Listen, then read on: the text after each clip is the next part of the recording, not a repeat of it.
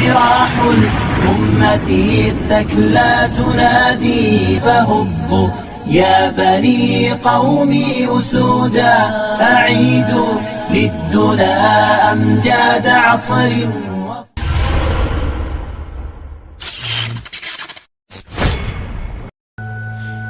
أشهد أن لا إله إلا الله وأشهد أن محمدا رسول الله.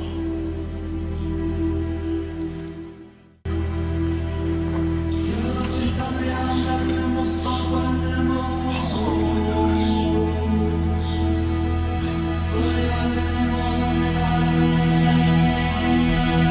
Assalamualaikum warahmatullahi wabarakatuh. Sahabat Nabi yang begitu tenar namanya dalam setiap peperangan adalah sahabat yang mendapat julukan Saifullah atau Pedang Allah. Ia adalah Khalid bin Walid. Untuk mengenal wafatnya Pedang Allah Khalid bin Walid, marilah kita simak kisahnya berikut ini. Masuknya Khalid bin Walid dalam Islam. Khalid bin Walid memeluk Islam pada tahun 8 Hijriah, pada saat perjanjian Hudaibiyah berlangsung. Pada mulanya, saudaranya lah yang pertama kali memeluk Islam, Al-Walid bin Walid. Ia kemudian menuliskan surat untuk Khalid. Bismillahirrahmanirrahim. Amma ba'du. Sesungguhnya, aku tak menemukan sesuatu yang lebih mengherankan daripada jauhnya pikiranmu dari Islam.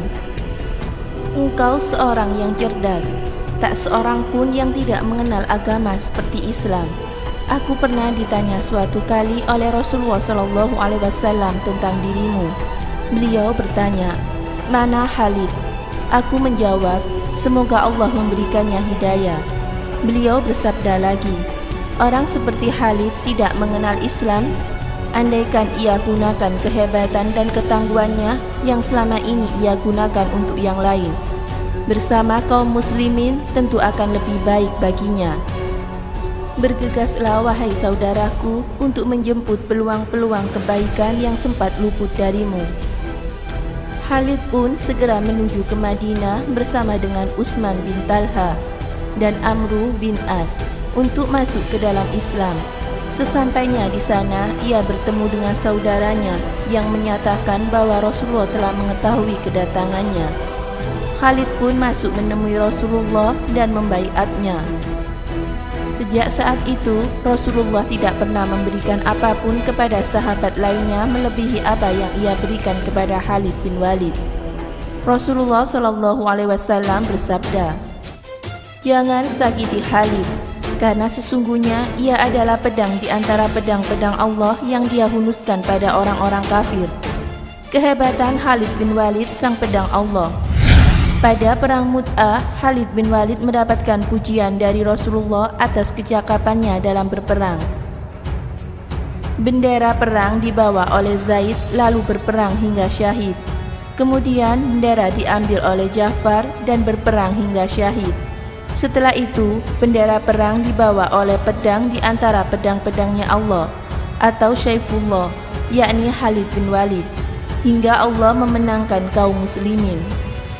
Abu Bakar juga memuji kehebatan Khalid bin Walid. Sebaik-baik hamba Allah dan saudara dekat adalah Khalid bin Walid. Khalid bin Walid, pedang di antara pedang-pedangnya Allah. Khalid bin Walid juga pernah ditugaskan oleh Rasulullah untuk menghancurkan Uzza. Dari Abu Al-Tufail, beliau bercerita, ketika Rasulullah SAW menaklukkan kota Mekah, beliau mengutus Khalid bin Walid ke daerah Na'la, tempat keberadaan berhala Uzza. Akhirnya, Khalid mendatangi Uzza, dan ternyata Uzza adalah 3 buah pohon samura. Khalid pun lantas menebang ketiga pohon tersebut. Ketiga pohon tersebut terletak di dalam sebuah rumah. Setelah itu, Khalid menghadap ke Nabi SAW dan melaporkan apa yang telah dia kerjakan. Komentar Nabi, "Kembalilah karena engkau belum berbuat apa-apa." Akhirnya kembali. Tak kalah para juru kunci Uzza melihat kedatangan Khalid, Mereka menatap ke arah gunung yang ada di dekat lokasi sambil berteriak, "Wahai Uzza, wahai Uzza!" Khalid akhirnya mendatangi puncak gunung.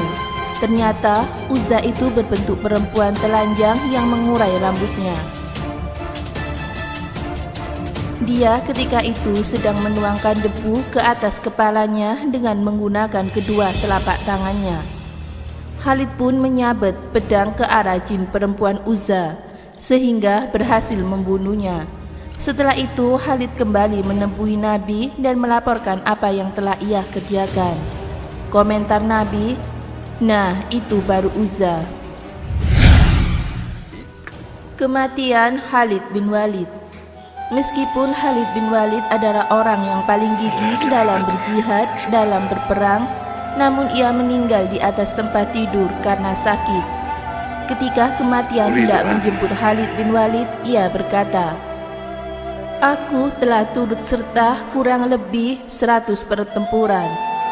Tidak ada satu jengkal pun di tubuhku kecuali terdapat bekas luka pukulan pedang, hujaman tombak, atau tusukan anak panah. Namun, lihatlah aku sekarang. Aku wafat di atas tempat tidurku. Maka janganlah mata ini terpejam atau wafat sebagaimana terpejamnya mata orang-orang penakut. Tidak ada suatu amalan yang paling aku harapkan daripada La ilaha illallah. Dan aku terus menjaga kalimat tersebut, atau tidak berbuat syirik." Ia pun meninggal pada tanggal 18 Ramadan 21 Hijriah. Umar bin Khattab memimpin sholat jenazahnya. Umar bin Khattab berkata, "Para wanita Quraisy tidak harus menangisi kepergian Abu Sulaiman atau Khalid bin Walid." Itulah sepenggal kisah untuk mengenang wafatnya pedang Allah, Khalid bin Walid. Semoga Allah meridhoinya dan mempertemukannya dengan kita semua dalam syurga. Amin. Wallahu a'lam bishawab.